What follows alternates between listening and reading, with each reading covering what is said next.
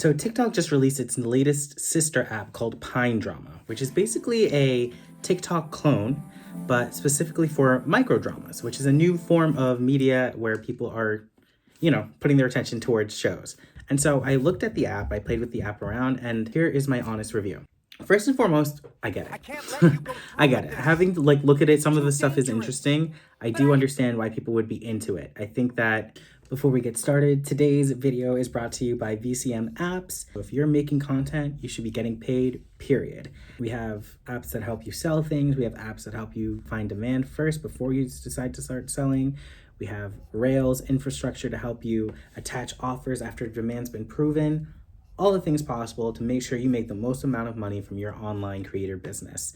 And I think that with the wave of AI happening, there's going to be microdramas that are purely AI driven, which means that people who are just normal people can actually take part in that. So having looked at the content, they're all very soapy. So they're like soap drama-y.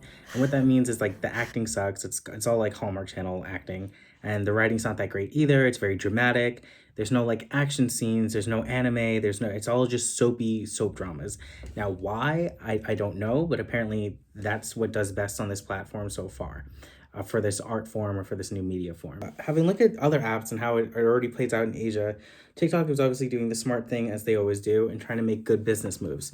So right now, everything is absolutely free and there's no ads. It means that it's just free content, free experience, free things to grab your attention. Then obviously, once they have people's attention, they're going to start to monetize. So this is the same play that they always do. They want to establish dominance, and then they'll turn on monetization. I was thinking about the economics of this. This type of content is not just someone filming in their bedroom. It is high production, which means it's therefore higher cost. Actors have to get paid. Filmers have to get paid. The writers have to get paid. And so when you think about the cost of making the content for this, I think the structure of how the creators get paid has to be different. And so that led me into doing research. And guess what? It is different. There are clips that are strung along into series. So like they'll feed you the first 5 clips, first like 5 episodes, right? And then you have to pay with coins or with credits or a token system in order to get the other clips. And so they try to hook you in the beginning and then they want you to pay to see the rest. And so with your credits or with your coins, it would be like 50 cents to watch the next episode or 10 cents. But you have to see these things get 86 million views for some of them, 46 million views. So that's like $23 million. If you're thinking about the cost of like how much that thing is making, because of the token system, because to unlock the next thing you have to pay, the average viewer or the average person is worth around $20 to $50, they're saying. A heavy user 50, but like an average person is around $20. So this microdrama, this new form of media makes more money for the platform than Netflix does, just having subscription users. So it's a very powerful system that they have and that they're trying to unlock and that they're going to use. As we see, the trend of everything getting shorter, smaller attention span is just going to continue. So what does this mean for you as a creator? One, if you like to write, you have an opportunity to use AI to create stories because they're only like a minute long and you could string them together.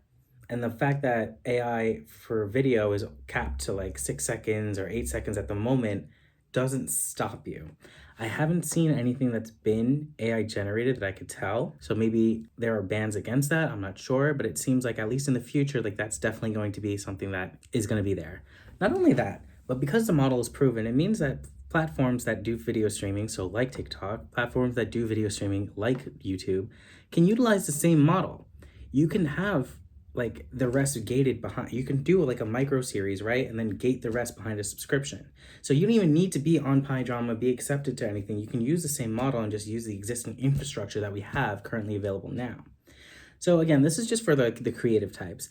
I think overall, what the trend that we're seeing is things are just getting smaller and smaller and shorter attention span in general. It presents the problem of how do I get someone to buy something? How do I get someone to be interested in something? How do I get someone to sell something when I only have 10 seconds worth of their attention or time? You have to hook them instantly and make the sale. And so the only way you can do that is to truly be bite size, micro size, and super duper targeted. So if you only have 10 seconds, you have to fix someone's very specific problem within those 10 seconds. And you have to show that that specific person, how you solve their specific problem. You can't be general. You don't have enough time. I do this, and I've dealt with this within my own business, is hyper personalization. So I'll post a bunch, right? Because if things are only 10 seconds long now, you just got to keep posting, post. Not everything's going to get traction. You just don't know. That's the reality of it. But once something does get traction, that's when you jump on. That's when you hyper personalize with an offer that's tailored to that piece of content. So I know that here we're talking about microdramas, micro stories is just storytelling. It's just entertainment, right?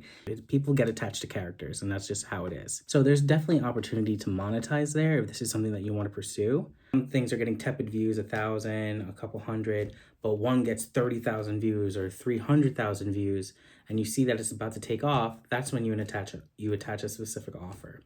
So for that one, you can attach the behind the scenes for this clip, or the extra thing, or whatever it is that you're going to do to monetize that piece of content. I always think of content as vehicles of monetization.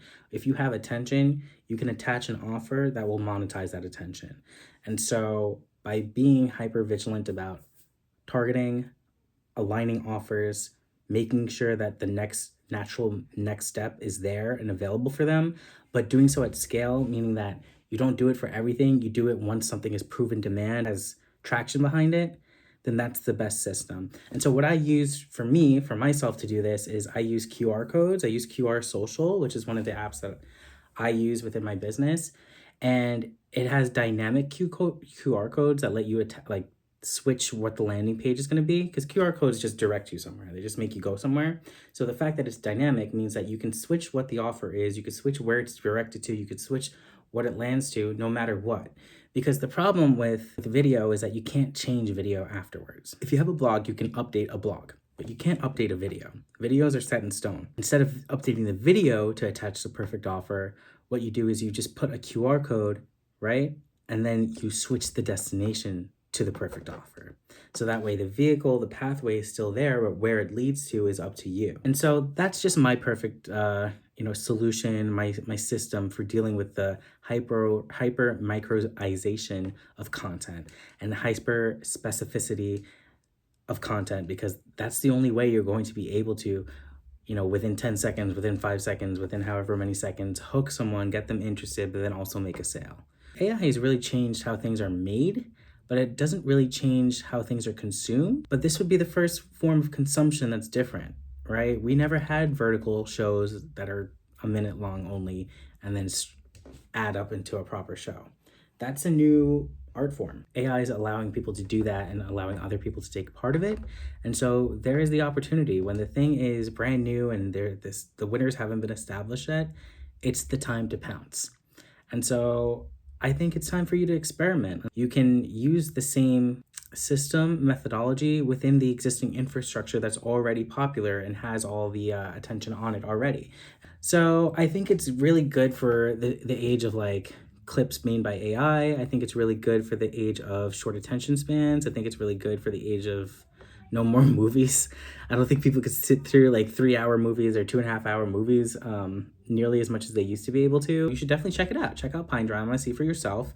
You'll see the views are really insane. And if people are really paying 10 cents or 50 cents in order to unlock the additional, clip, unlock the additional piece of content, then I can definitely see how that stuff is a cash machine. And imagine if instead of it going to Pinedrama, the TikTok platform, it goes to you because you're posting yours on YouTube, TikTok, and then finding a way to unlock it by using a QR code. Be like, okay, to unlock the rest, go here. That would be the system. I would do clips of the first 5, and then to unlock the rest, they have to pay what you want or pay 50 cents or whatever and unlock the next clip, and then you can funnel onto the next. These are my thoughts, a little bit of a ramble, but let me know what you think. Is Pinedrama going to be the future of media? Is it a fad? Is it something that's niche?